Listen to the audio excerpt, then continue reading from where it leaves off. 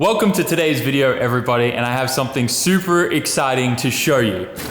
You've all been asking, and it's finally here. Ooh, it's been a while since we've seen this girl.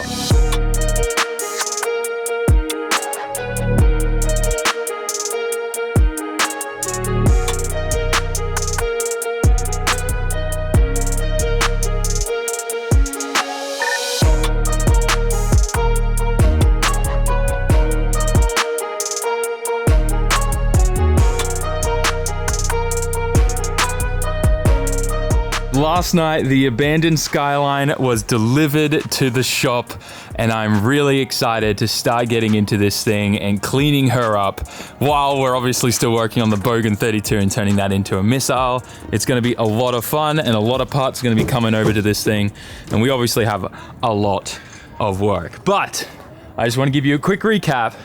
This thing is actually really nice. I can't believe that this thing was just sitting and doing nothing, but like, look at the carpet, look at the interior. We got a long ways to go still. We need to get a dash and a bunch of other stuff, but this is gonna be nice. Whew, I'm excited. And if you guys remember too, we got a fresh new back panel here. So pretty much the abandoned Skyline is here for us to prep and get ready to go to the body shop. From there, when it comes back, it'll then be ready for us to put an engine and drivetrain in. So we have a fair bit of work to get done on that, although most of it has already been done with the panel switches and all that kind of stuff. Just a few things I want to tidy up, make sure we get parts for things, and then it's off to the body shop. Today, I'm actually planning to work on both of the abandoned cars we have here, the abandoned S15, and I also want to do some work on the Bogan 32. Where we kind of left off on this is we got the wastegate on and tested the new rehousing and everything's great, but we do not have a proper dump pipe. So my goal today is to fab up a little dump pipe here for the wastegate that just dumps it straight down here, nice screamer. And I'm gonna start also measuring up and working out what kind of piping we need for the official dump pipe, because I do want to put a proper exhaust on this. It is going to be a missile, so it'll probably get dumped somewhere around the diff instead of out the back, because I learnt my lesson the hard way with the chaser when you have exhaust sticking out the back and you like riding walls.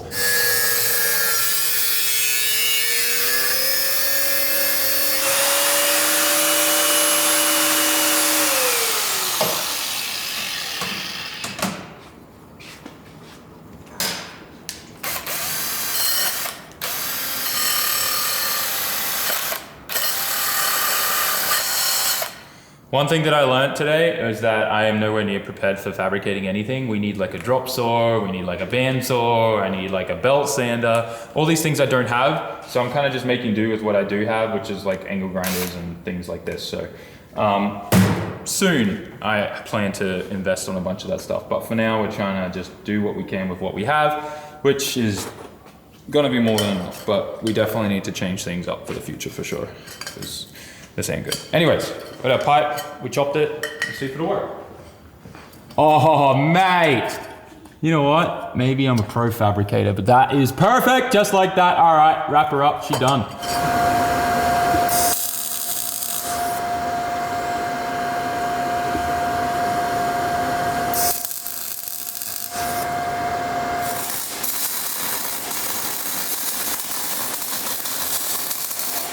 I've always been big on the channel showing you guys where we started off and my failures and all that kind of stuff and where we get to.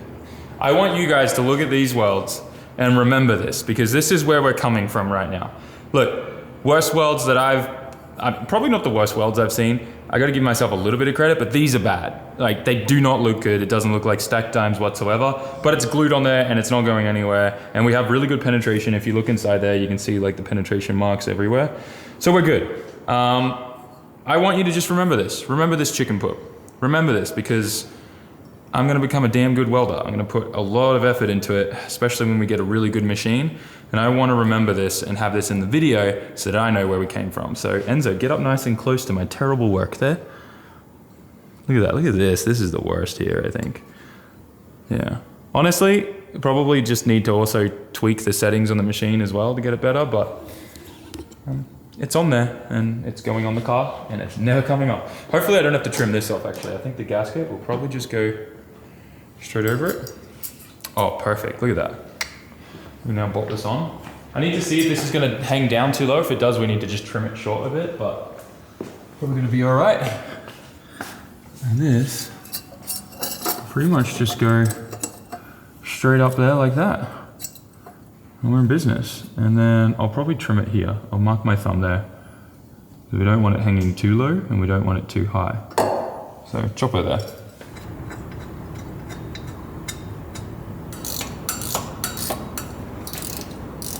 We shouldn't have to take this off anymore after this. This should be it. Unless we got to take the manifold off at some point, but dump pipe is on. All right, so we got this thing on here now. She's bolted on, not going anywhere.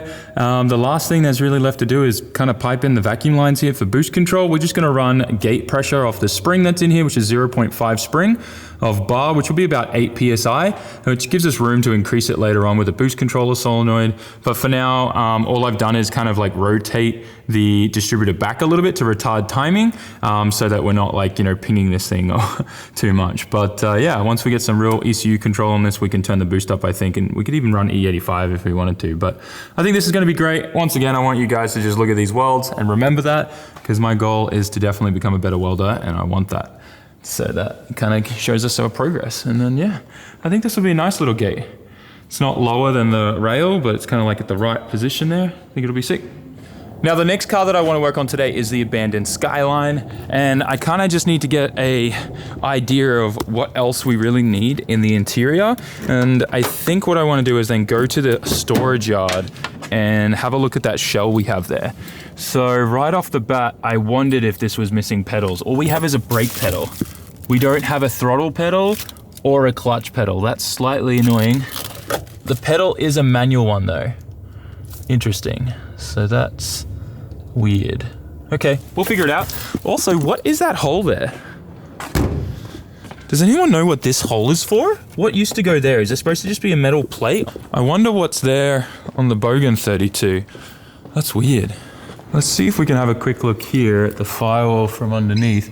Oh, that's the speedo cable. That makes sense. The speedo cable goes there. So we definitely need to get one of those. And I think there's actually one on the other shelf. So we're gonna grab some tools, jump in the K-van, and me and Enzo, who's just chilling here, staying warm, we're gonna go and see if we can pick some parts off that shelf. This is your first time to the storage yard? Yeah, I haven't been to this one. All right, let's go.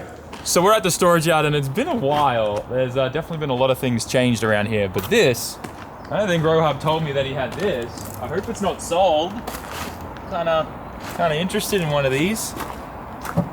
We got a couple other ones maybe lined up, but anyways, we are here for not the purple Supra. This thing looks insanely cool. We're here for this shell tucked away in the corner here.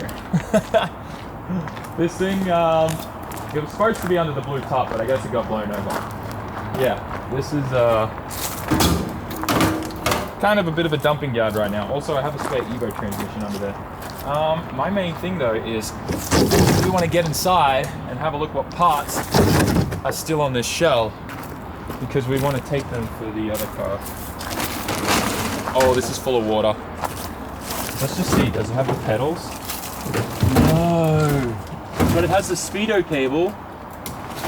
Okay, all right, we'll figure this out. Let's get this top of the around.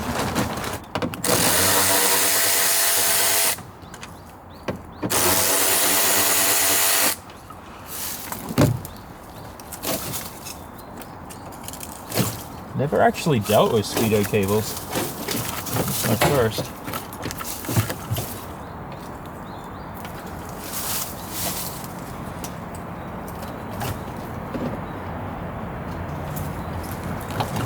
There we go. We're out. It's kind of like, it looks like it's in good condition. Both pins look pretty good.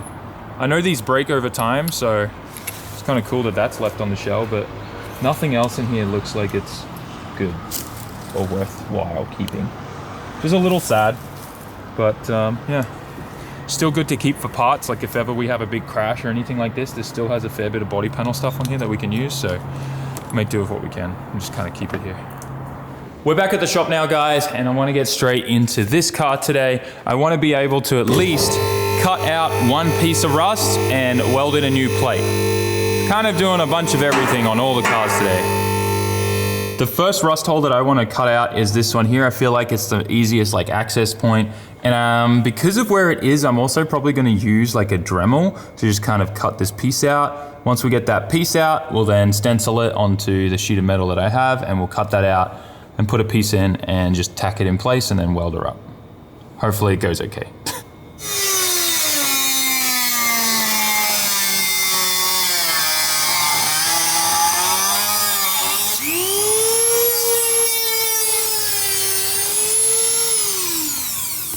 That's a weird feeling. Just cut a hole in my chassis. There it is. Look at the back of it, wow. Goes to show you that, like, you know, if you have a small hole on the outside, you really do not know the damage that's going on the inside. From the piece we chopped out here, I was able to pretty much put this on the corner, trace around this. So we should be able to get pretty close to where we need this to be by just cutting around that. And then we'll line it all up. But what my plan is I want it to kind of be inside the hole so that then that way we're not like overlapping anything. So hopefully we'll get this pretty well. We'll probably just have to like sand down the edges a little bit with like a floppy disc and just get it as close as we can to being correct. This is my first time doing any kind of rust hole repairs. So once again, guys, if you have any advice or anything like that, please feel free to let us know in the comment section.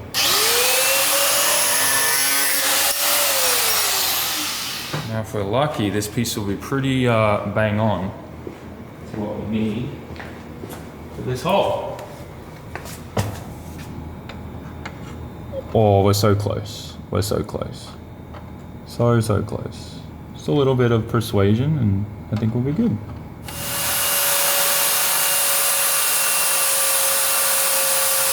So this is our new piece. I put it in the vise and just gave it a couple taps with the hammer to get this same kind of bend going on here. And look at that. It's like pretty much on the money. To hold it in position, I'm just gonna use one of these like magnetic fab things that's gonna like hold onto it, hold onto the body there, kind of hold it in place for us while I put a tack in. It's kind of a very hard place to work with, so I might have to try and come up with another solution, but if I can just get like a couple tacks in to hold it in place, then we should be good. I may even just be able to do something along the lines of that. That's probably actually gonna work really well like that. But before we weld anything, we need to put our weld-through primer on everything. I've already sprayed inside there and treated it with the rust converter. So now what we're gonna do is go through everything with our weld-through primer, because I don't want this to rust anytime in the next 15, 20 years. I wanna get a good amount of practice out of this car.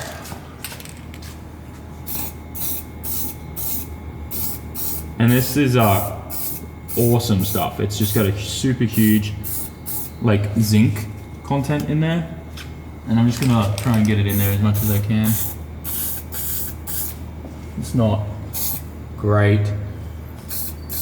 It's just gonna be really thick around here, but I'm just trying to. Just a little tiny tackle in this corner to help hold it in place. I'm just gonna like trying to bend it around, but I think that's gonna be pretty solid there. We obviously have a bit of gap to fill in here, but that's all right. We'll work with that. We'll go around now and hopefully we'll be good. I'm not gonna lie, it's pretty nerve-wracking for me because like we're now running this on 200 and 250 volts. So the settings that I learned when we were using 100 volts is now entirely different. But yeah, we'll get this done and should be good.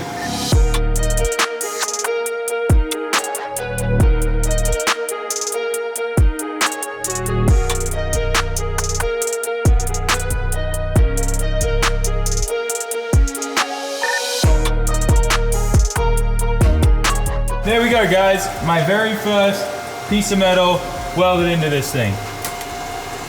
I started kind of figuring out the settings here. You can see we started getting some nice little like kind of beads happening. But the rest of it, we just kind of made it work. And then up here, it was really, really thin and blew a hole and I had to chase the hole for a little bit to fill it in. But you know what? What do they say? You're either a good welder or a good grinder. And some people are blessed by being both. I'm hoping to be both of those. So I'm pretty good at grinding. We're starting to figure out welding, so we'll get there. But know for a fact we definitely got good penetration through here. You can tell by the color of like the steel here and whatnot. So I think we're good. I think we did a good job.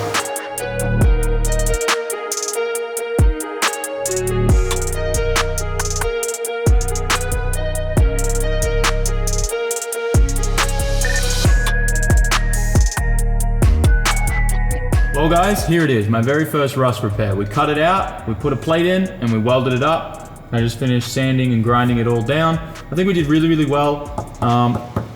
Seems like it's gonna last really, really well. We obviously did all of the weld through primer, so it should be good. I am still gonna try and spray some in here. I've got like a little extension nozzle, so I'll like put that in there and try to spray as much as I can behind it of the zinc coating, and that way we should be good. But now all I have to do is spray this with a bit of zinc, what do you call it, zinc-based primer, and we should be good. I'm gonna take some pictures of it though, because I'm pretty proud of this. This is pretty cool. I think this is definitely going to be a milestone for us because this is the first one, and from here it only gets better. So definitely like welding, like I think if I get my welds tighter and smaller and like more flat instead of like building up too much, it'll make it a lot easier for the cleanup and the sanding and the grinding. But otherwise, I think we did great. You tell me, what do you think? Looks pretty good, right? What do you think, Enzo? You've got an MC, you're used to rust. For a first time, I mean... Dude, but this is wild. Like all of this from just one little spot. I'm gonna quickly sweep this all up and vacuum it up, but this thing's gonna get a little hectic. We're gonna have to definitely probably like enclose everything around the car and get the exhaust fan going so it just takes all the dust out, because this is gonna get crazy real fast. Most of that's probably from the sanding pads, to be honest. Look at it all. That's totally grinder disc and sanding pad. I just finished spraying this with the zinc primer and it looks really good. I don't even think you'll be able to tell, especially when the undercoat gets painted on everything. You're not gonna even be able to know that there used to be a rust hole there. I'm definitely not looking forward to like this, which is 2 pieces either side. That's gonna kind of suck. And then obviously the big pieces here that you can see here, like 1 and 2. And then we obviously got to do something here with the pinch weld. Probably just replace the pinch weld section in here. But yeah, that one on the other side of this quarter is going to be nasty because, like, I don't know if you can see in there. It's pretty bad in there. So we got to cut out as much as we can and kind of try to save as much as we can there. Try and prevent that from getting any worse. But that's pretty much it.